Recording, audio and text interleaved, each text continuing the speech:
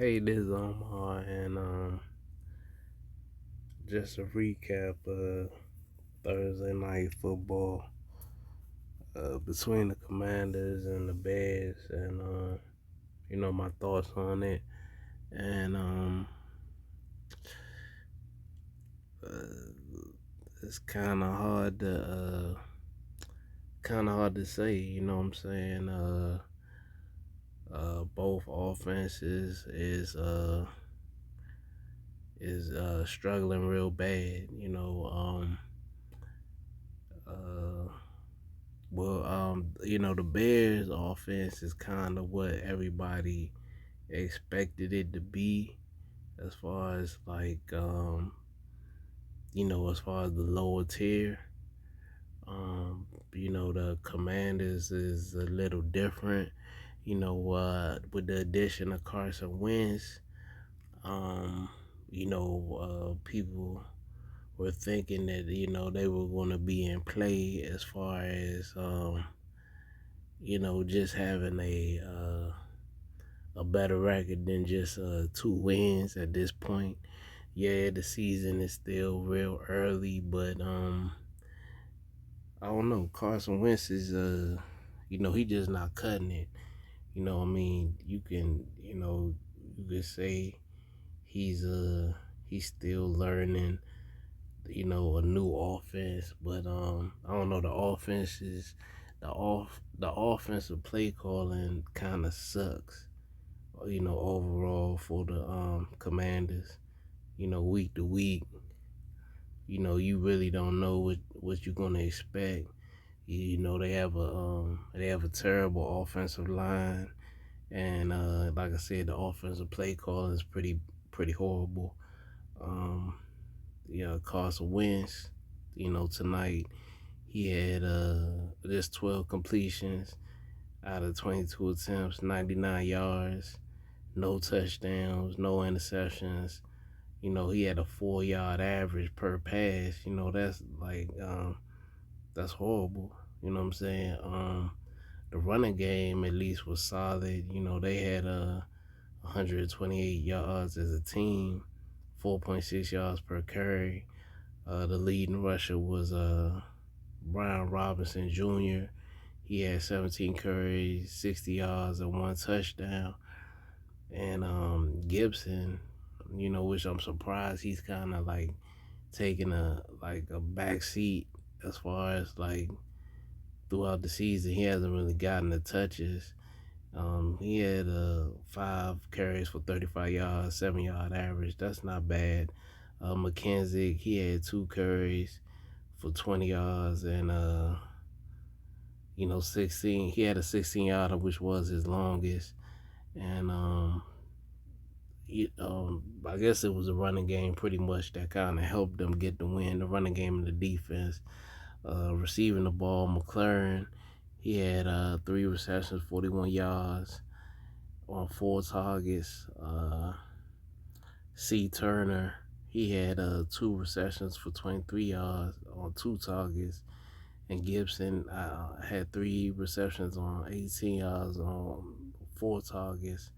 But just a non-existent passing game, even though they was facing a Bears defense that's been giving up a ton of yardage, you know, versus everybody they pretty much played this season. So I'm pretty surprised that they weren't the play calling wasn't more aggressive. Maybe it might have been, and just Carson Wentz just wasn't making no plays. But the offensive line held up better than the previous games. Like the past 2 games, the game versus Tennessee and today, offensive line wasn't horrible. So you can't just put it on the offensive line as far as like why he wasn't too productive. And so yeah, man. I mean it was hard to watch, especially I thought that he was gonna make a a better effort or a better showing, especially what he showed on Sunday. You know, he had a solid game on Sunday, so I thought he was gonna follow that up with another solid performance, as well, today or tonight. But it was yeah, it wasn't there, at all. But they did enough to win the game. Defense came through with 5 sacks. One of their better performances as far as sacking the quarterback. And like I said, the Bears' offensive line is just as terrible as the Commanders' offensive line. So, Jonathan Allen came through with a sack. Abada got a sack. Payne got a sack. Sweat got a sack, and Curl got a sack. So, Allen also came through with an interception. So, defensively, it was a pretty solid defensive performance. Like I said, their best defensive game for the Commanders thus far this season, only holding the Bears to 7 points. So, they fought, was in a dogfight, and came through with a win. Got their second win of the season. So you gotta give them props. It wasn't pretty, but it was kind of just like last week with the Colts. They did enough, got 12, and that was enough to get the win. You go to the Bears stat line. I wouldn't have thought that Fields would have had more yards than Wentz as far as throwing the ball, but he ended up doing that. He had 14 completions with 20, in 27 attempts, 190 yards, 1 touchdown pass and 1 interception, 7 yards per pass.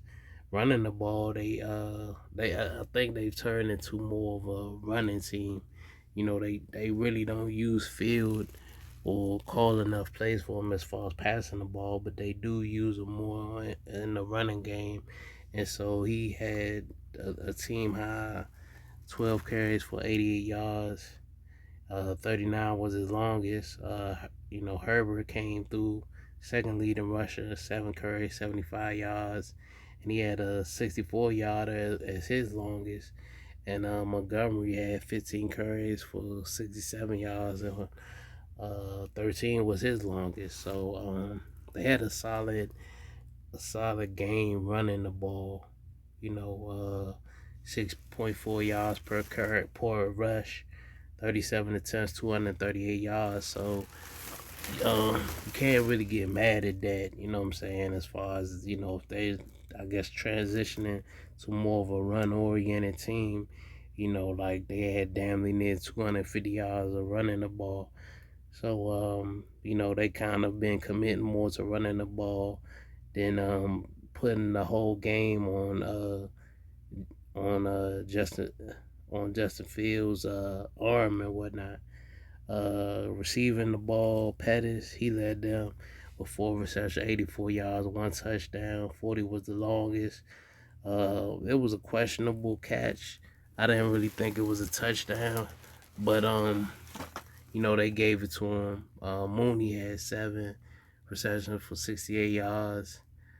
26 was his longest, and Kmet was the third leading rusher, not receiver, with 1 for 15 on 3 targets. Mooney had 12 targets for 7.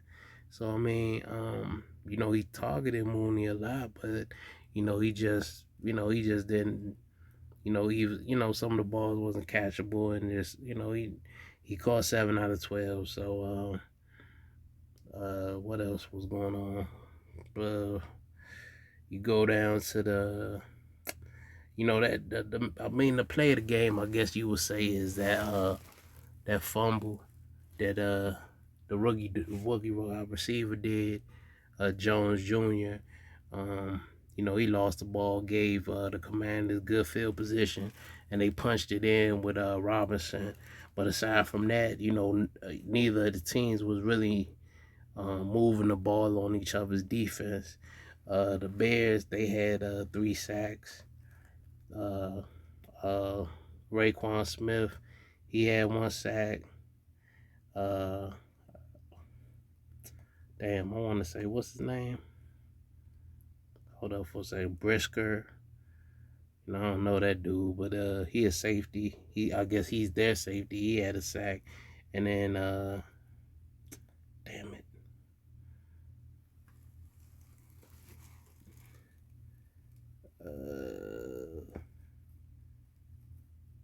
who's the other guy? And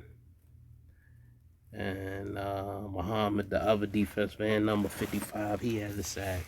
So overall, they both was going. They both the defenses you figured was going to probably star more than their offenses because they're both their offenses is kind of struggling right now. So yeah, man. I mean, another Thursday game that was kind of hard to watch, but like I said, if you was a fan more of the defenses, you enjoyed it. But as far as like just seeing some cohesiveness on the offensive end, you really didn't get that too much.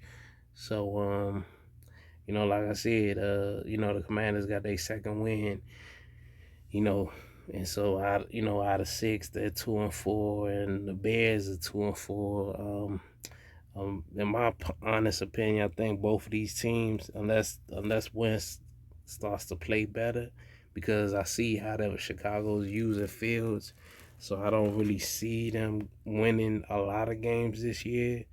But the Commanders, I thought they was gonna win more because I thought their defense was gonna perform better in the first couple of games. But I think they both gonna be like top 10 uh, next year as far as draft picks. So yeah, it was pretty rough. It was rough to watch, and that's just yeah.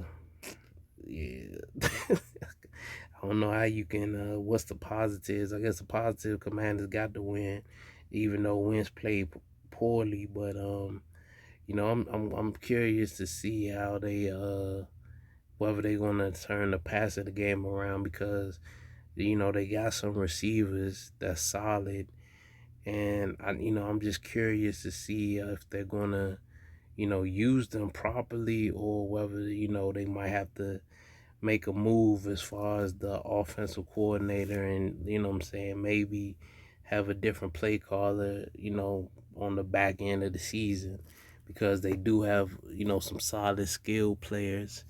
What I'm saying? Like, I like Brown. Brown's solid for a number 4. Samuel, he's cool. Dawson when he's healthy, and McLaurin, that's a solid 4 wide receivers. Logan Thomas when he's healthy, that's a solid tight end. And now that they got Gibson and Robinson Jr., so they have some pieces. So it's just whether Wentz is able to grasp whatever the concepts is that they're trying to do from week to week. So, we'll check them out on the next, on their next game and whatnot. So yeah, that's my quick take on Thursday night football. All right, thanks for watching.